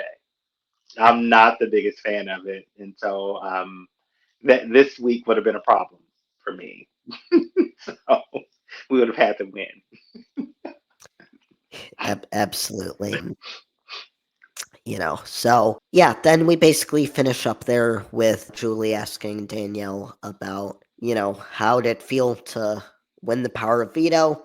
Danielle says it was very nerve wracking, but nice to win something. And then Julie basically opens the floor to the nominees for if there's anything that they'd like to say before, the votes are read, I guess. This is something that I feel they didn't need to do given the way that the votes are cast. The fact that this isn't a live vote. It's like, all right, what's the point of me saying Even anything? saying anything. Just having some final words, okay, I guess that's fine, but But it is nice to see the evolution right. because it does make sense now in New Big Brother. I have no idea what the hell they were thinking, and it makes zero sense unless you're just doing it for the viewer. And Right. even then, it really doesn't make sense because we don't get a vote. So I don't. It makes no Um, sense. So, I will say that I did like Josh's comment about if you evict me, I hope you all have fire insurance. why? What's I thought it was funny. I mean, I think it's oh very stupid oh and dumb Jesus and oh Jesus bad. oh my gosh. Okay, got I it. think it's funny that he said it. I don't think that it was a smart choice. I just like when people say stupid things and I see. it can as long as it's not like something super harmful Like and yeah and yeah like yeah rude, I, yeah. I'm good with them making an ass out of themselves. So Well, he did that. we come back from a commercial break and we get a HOH interview with Marcellas here, and again, I like that they did this. I like that it gives more insight, especially if you're a person that's not watching the live feeds. I Exactly. think that it provides a little more insight that the edit might not be giving. So, is there anything here that stood out to you? Two things. So he revealed that he wants Jerry to be head of household. And so I'm like, which is again one of those things, and we've talked about it. Right, right, I love that he said it because it gives us a little bit into what he is actively thinking in this moment, despite everything editing has shown us for the last week. So I'm really glad he said it, and I love to, and I really wish they would bring this back. And I really do. And then, okay, so I heard Julie say that he would not be, or he could not be eligible to be head of household for the next 2 weeks. No, no, I think what she said it kind of weird, but I think what she meant was you can't be HOH 2 weeks in a row. So Got you. Okay. he's Because I was HOH. like, the next 2 weeks, I was like, what the heck? I was like, I definitely was going to ask you about it, and I was gonna message you about it. It was that serious to me. And then I was like, let me stop. Let me just bring it up. Let me bring it up live on the recording because it threw me off. That flat out threw me off. So okay. I'm glad you cleared that up. Yeah, yeah. It's just the way she said it. They don't have. I just don't think they have the script kind of aired out the way that they do nowadays. So Gotcha. Again, they were what? still learning, so I'm going to give Yeah, Julie a pass. So yeah.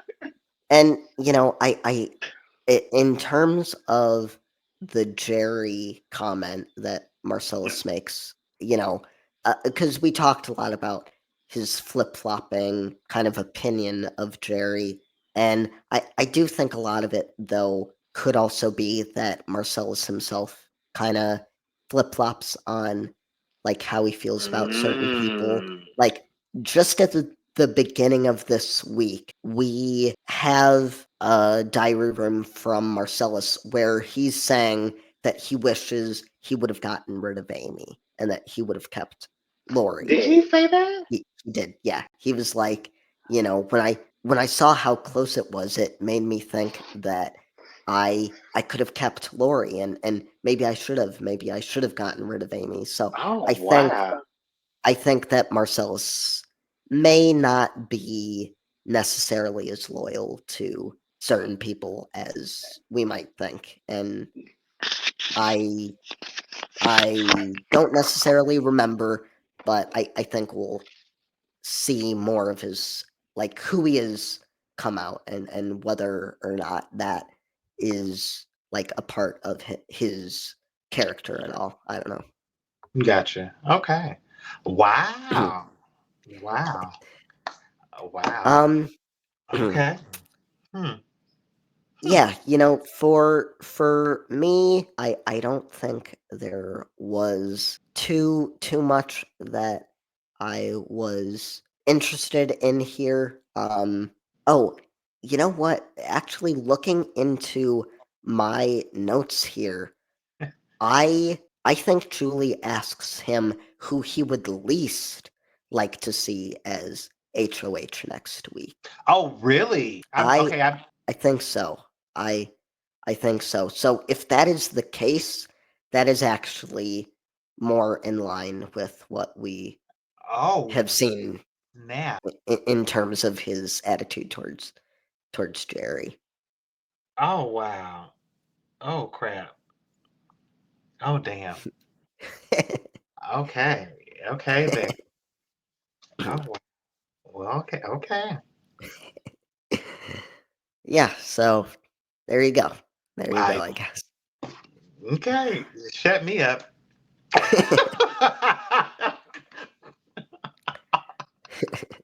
So Wow. so after that, we, I believe, come back from commercial to the vote being Okay. read by Julie. And, there is something kind of surprising in the way that the vote went here Agreed. because yeah, we get by a vote of what, 5 to 5-3. 3. 5-3. Tanya, you are evicted from the Big I. Brother house. I'm baffled. I'm Yeah. baffled. I Mm. just.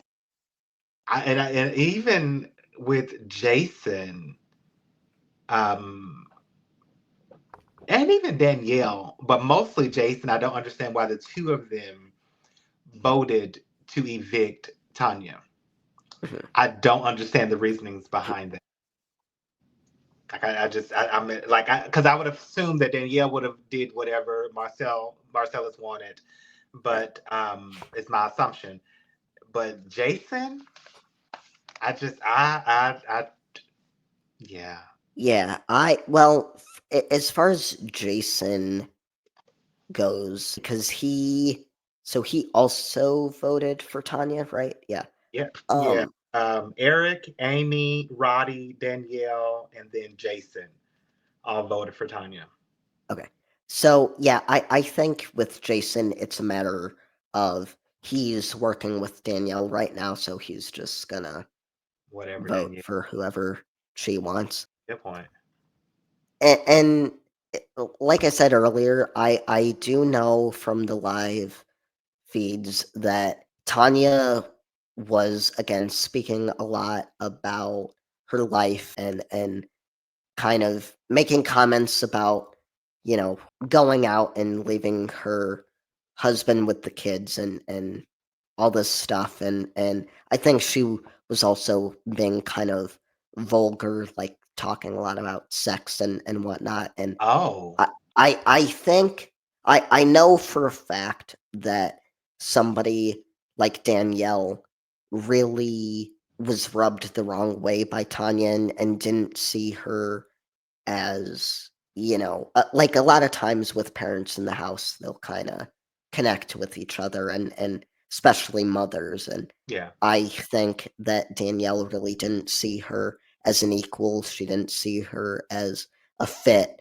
mother. So I think that kind of played into how she didn't really see her as like a worthy number to keep in. I saw one conversation where Danielle was talking about Tanya and she's like, "Oh yeah, I'd love to talk to her kids and get their insight to how she is as a mother." So, I think a lot of people were just very low on her, and I think even Lisa in her diary room as she is casting her vote mentions something about like, I don't really know why I'm working with this person. Like our conversations are very surface level. So I feel like a lot of people didn't really respect her or feel like they could work with her on a game level. I hated to see it.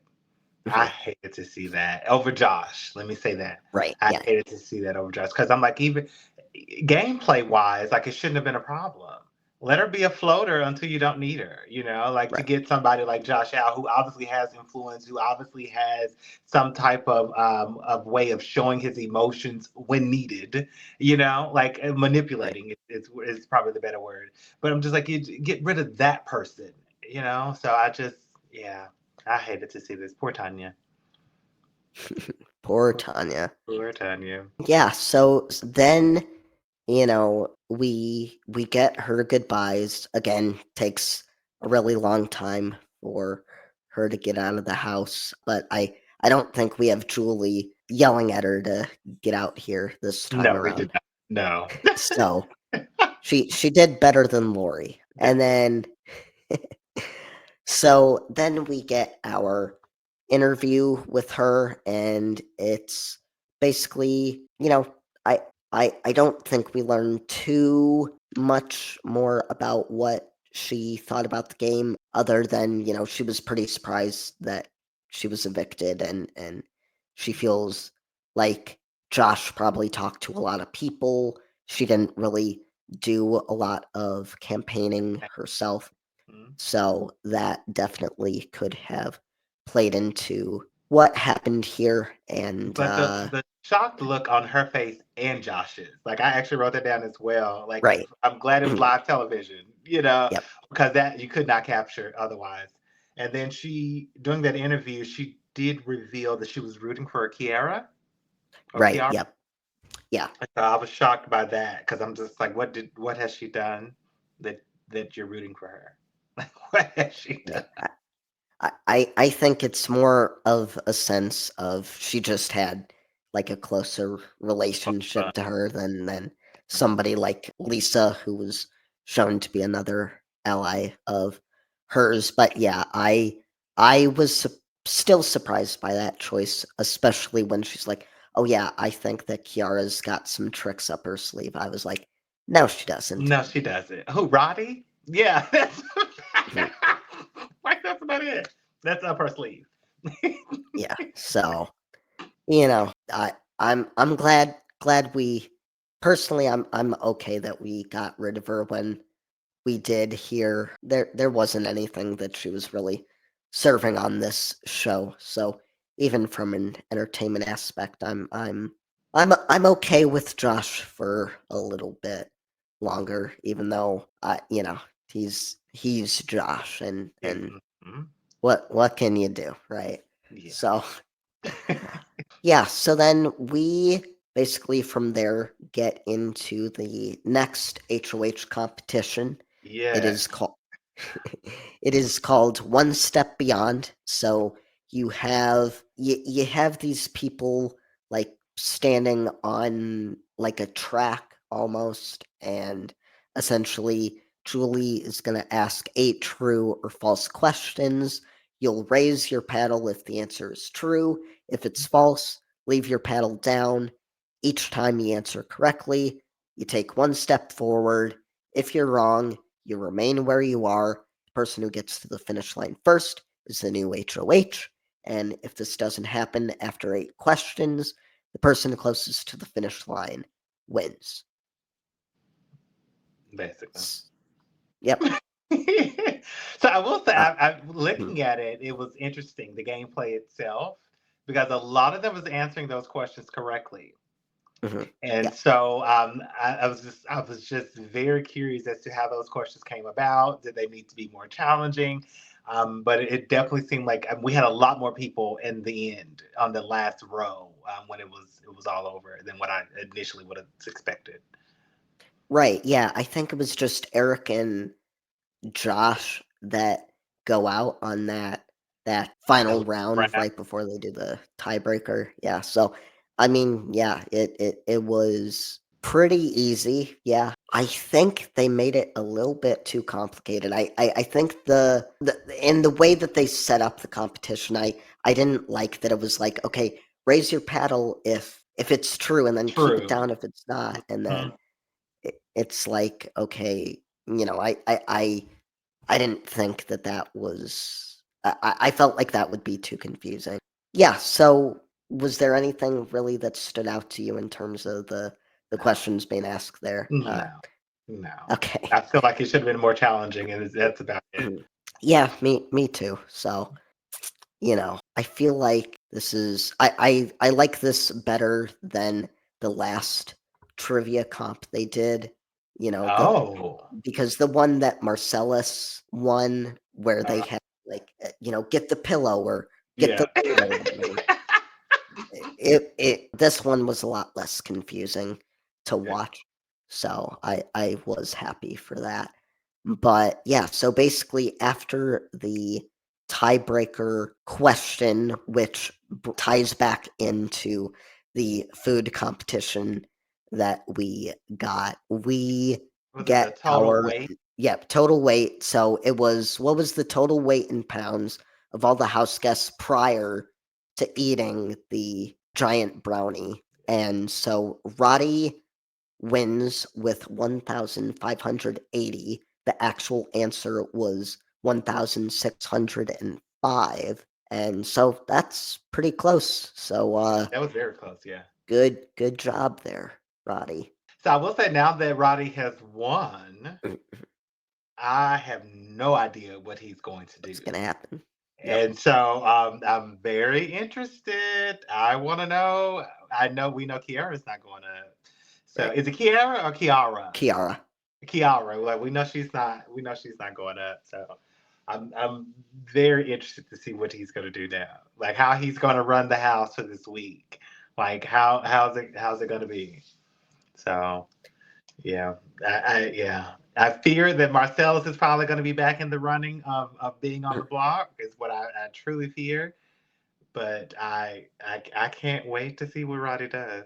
Like I can't wait. Yeah, me too. I don't necessarily remember what happens, so I am very interested, especially because at this point in the game, like there are people like Marcellus that are kind of pegging Roddy for who he might be in Mhm. this game and the type of player he might be, and there's some other people I think I remember reading that are kind of wise to him. So it's interesting, going to be interesting to see what it is that he actually does. So that is basically it for week 2 of Big Brother 3. Is there any closing thoughts that you have on this week here and where we're going?